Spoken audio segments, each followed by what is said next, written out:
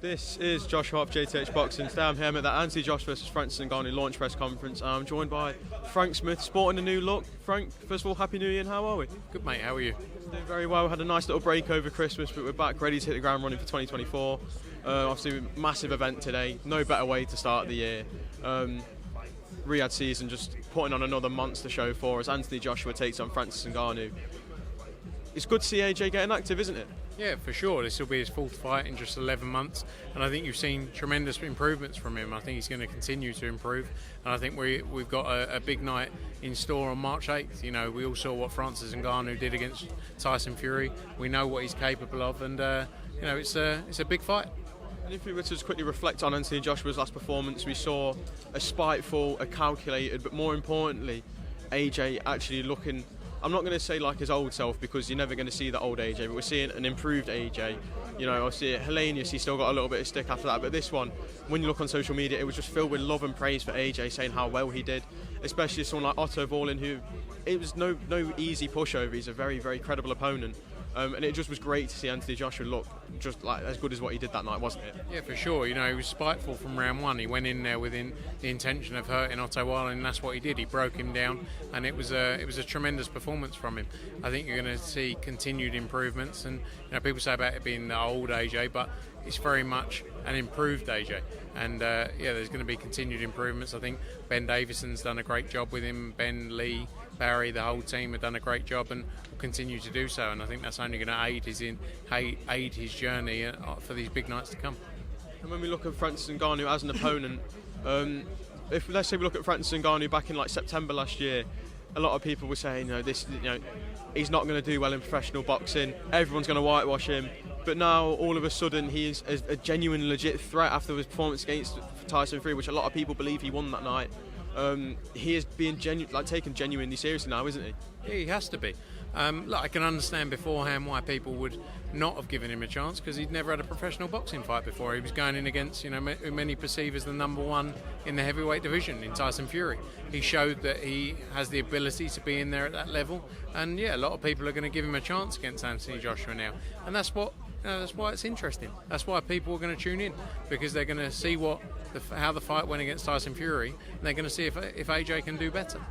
And obviously, if AJ gets through this against safe and sound, are we going to see another year of activity for AJ? Obviously, we're hearing talks about possibly facing Hrgovic for the vacant IBF, if that is vacant after Fury used to come February 17th. But what is the plan for 2024 for Anthony Joshua? Yeah, for sure, keeping active. That is the focus right now, and that's what our focus is, to keep delivering for Anthony Joshua. There's a lot of talk. Look, he's been very open about wanting to become world champion again. The belts are tied up right now. If there was a potential opportunity, you heard His Excellency say as well about the winner of the undisputed fight being a potential as well. But neither of those fights will they be looking beyond what they've got on both Feb 17th and March 8th. I want to quickly turn the attention to the matchroom schedule. Obviously, we've had the disappointing news that Cyrus Pattinson's had to withdraw from his rematch with Conor Walker. Obviously, we wish him a speedy recovery. But I want to talk about the switch that Matchroom made and how quickly they made that switch.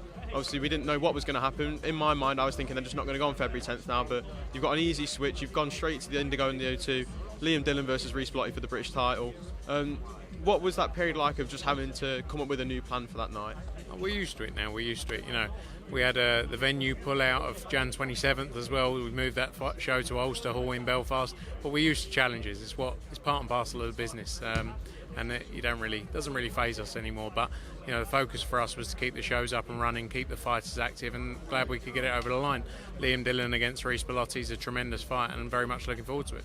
Was that card, in terms of the main event and everything you got set, was that the undercard essentially set for Newcastle, or was it a bit of a different one? Slightly different, yeah, slightly. Obviously, Cameron Vong's back out on that show. Shannon Ryan fights for the British title against Emma Dolan as well. Khalil Majid's back out, amongst others. John Hedges is back also. So moved it around a little bit, but some exciting fights. One of the things I do want to talk about, we're seeing more and more talk of the rematch between Lee Wood and Josh Warrington.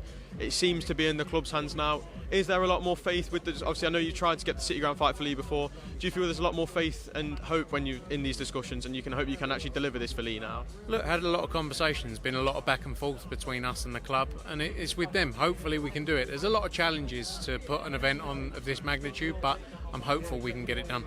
Do you feel Josh Warrington is the right opponent for the City Ground? Do you feel there's no one better that can sell that stadium with Lee? Yeah, I think it's the kind of fight that stadium needs to deliver a great atmosphere and a packed out house. And finally, I just wanted to ask you, my head's gone blank, to be honest. So, You wanted to ask me about your head going blank? no, I don't know, my head's just gone there. My head's completely gone. Do you want me to talk to you about your head going blank? If you want to, Frank, if you want. If the mic's yours. It happens. It happens to everyone. Sometimes, yeah. Even sometimes you ask me a question, my head goes blank, and I just have to think, what am I going to say back here? But don't worry about it. I'm sure you remember what it is at some point, probably after the interview is finished. More But than likely. just text me. More than likely. Frank, thank you very much for your time. I'm sure we'll speak again very soon. Cheers, Frank. Thank you.